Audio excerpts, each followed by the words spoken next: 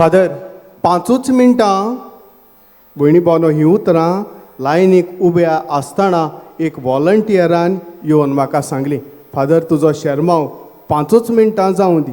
आनी हाजीर उबे आसलोल्या यादनिकांनी तेंच म्हाका ताचें आयकून आनिकूय भिवयलो. 10 मिनटांचो शर्माव प्रिपेर हांवें केलोलो, पूण हांचे पाद्रीचें आयकून हांव आनीक भियेलो. आतां पळोवया भयणी भावनो 5 मिनटां भितर कितें जाता तें. घडटा ते भाशेन हो संदेश 5 मिनटांचो आमच्या जिविताचे गांठीक मारून घरा आमी वचुया. हावड केल्ली भयणी भावनो, हो एक ल्हान भुरगो आपल्या जिविताची कथा अशी बरयता.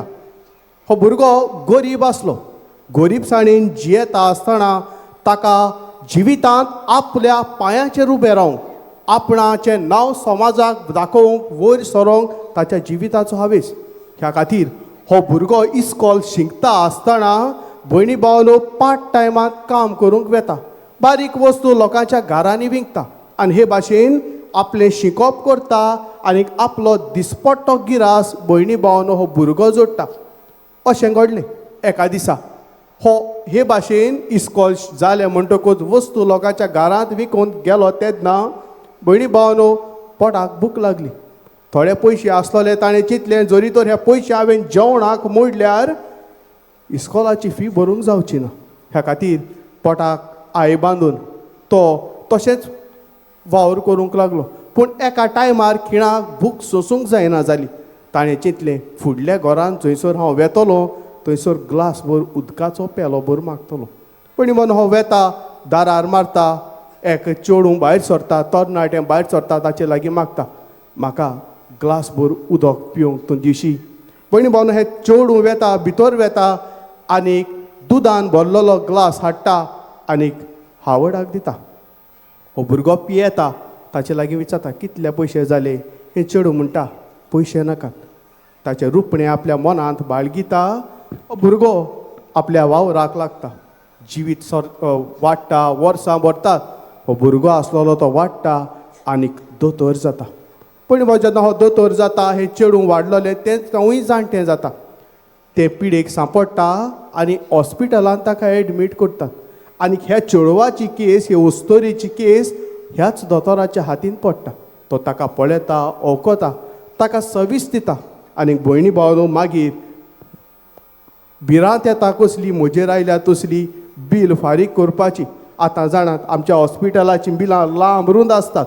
असली गोत हें चिंतूनूच हाचेर कांपेरो आयलो. तेन्ना भयणी भावनो जेन्ना बील हाडलें आनी हे ओस्तोरेशी दिलें, हे ओस्तोरेन बील उक्तें करून पळयल्यार ताचेर अशें बरयलोलें आसलें, paid in full with a glass of milk. Paid in full with a glass of milk. English भाशेन अशी एक म्हणणी आसा, what goes around comes around.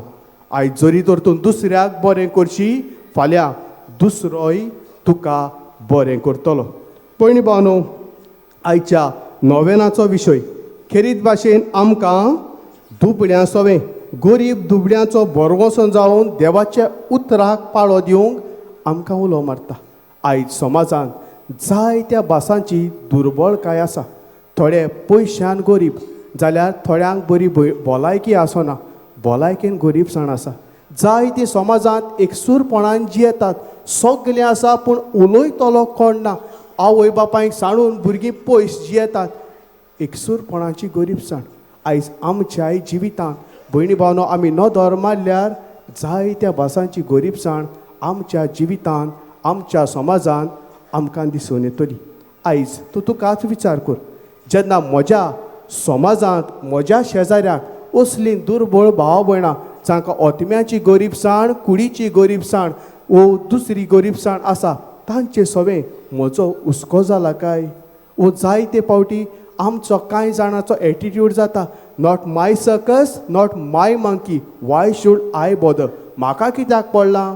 जेन्ना आमी असली गरीबसाण गरजेक सांपडलेलीं भाव भयणां पळयता, आमची गोत गांधीच्या माकड्या भाशेन जाल्या काय? हांवें कांयच पळोवंक ना, हांवें कांयच आयकूंक ना आनी हांव कांयच उलोवचो ना. म्हाका कित्याक पडलां? असलें धोरण आयज आमच्या मनांत, काळजांत आसा काय? आयचो सेबादोर तुका आनीक म्हाका खेरीत भाशेन गरीब दुबळ्या सगळें हुस्को दाखोवंक बरवशाची कीन आमचे उद्देशी पेटोवंक आमकां उलो मारता. आयज पवित्र सभा बागेवत आंध्र्याची परब संभरपता जाल्यार आयज आमी सगळीं बागेवत शावेराच्या नोवेनांत वांटो घेता. हे दोगूय आपल्या जिवितांतल्यान गरीब दुबळ्या सगळें तांचो हुस्को जालो. जे कोण मनाची पिडेची दुसरे गरीबसाणेंत आसात तांचे सगळें बरवंशाची कीन ताणें फुलयली आनी हे भाशेन क्रिस्ताक आपल्या जिवितांतल्यान साक्षी ताणें दिली. आयज जेन्ना आमी ह्या सेवा धर्मांत वांटो घेता तेन्ना आमी आमच्या जिविताक कितें घेवया. भयणी भावनो, जेजून म्हणलें जें तुमी ल्हानांतल्या ल्हाना मदल्या एकल्याक केलें तें तुमी म्हाका केलें. आनीक देव कोणाच्याच रिणांत रावना.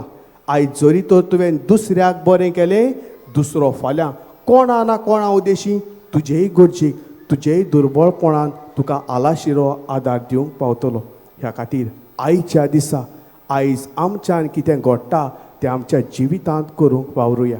तर पयले सुवातेर आमच्या जिविताक कितें घेवया.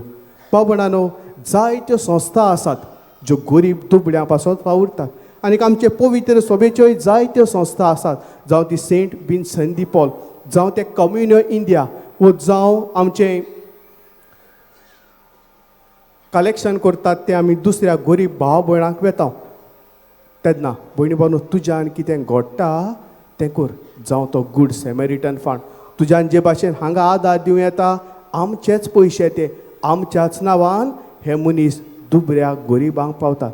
ह्या खातीर आमच्यान कशे भाशेन घडटा तो आदार ह्या संस्था उद्देशी दुसऱ्यांक दिवंक वावरुया. दुसरे सुवातेर आयच्या पयल्या वाचपांत आमी आयकलां कितलीं सोबीत पावलां ताची शुभ खबर घेवन येतात ताची. भयणी भावनो, आयज म्हाका फाल्यां तुका, आयज तो गरजेक सांपडला, फाल्यां तूं आनीक हांव सांपडटलो. ह्या खातीर समाजांत नदर मारून पळय. जायत्या भासांची तुज्या शेजाऱ्याक, तुज्या घोराब्यान जायत्या भासांची दुर्बळकाय आसा. आयच्या दिसा निचेव घेवया. आयच्या दिसा तरी एका मनशाचे गरजेक आमी पावुया. जो कोण एकसूरपणान जियेता ताची खबर घेवया. जो कोण दुयेंत आसा, ताका भलायकेची गरीबसाण आसा, घडटा जाल्यार फोन मारून ताचे खबरेक वचून ताची खबर घेवया. जो कोण दुर्बळ आसा, जेवंक खावंक कांयच ना, भयणी भावन एक तरी ताका जेवण फाव जावंक मजान कितें करूं येता तें करुया. आनी हे भाशेन आमच्या जिवितांतल्यान दुसऱ्याच्या जिवितांत बरोसो उत्पन्न करुया आनी गरीब दुबळ्यांक आदार दिवंक वावरुया. उगडास दवरया. What goes around comes around. Doctor Howard कॅरलीन दुसऱ्याच्या जिवितांत आपल्याक दिलोलें तेंच केलें. तर आमी आमच्याय जिवितांतल्यान दुसऱ्यांक बरोसो दितलीं मनशां जावं त्याच देवाची कृपा आनीक बळ तुका आनीक म्हाका ह्या मिसान मागुया.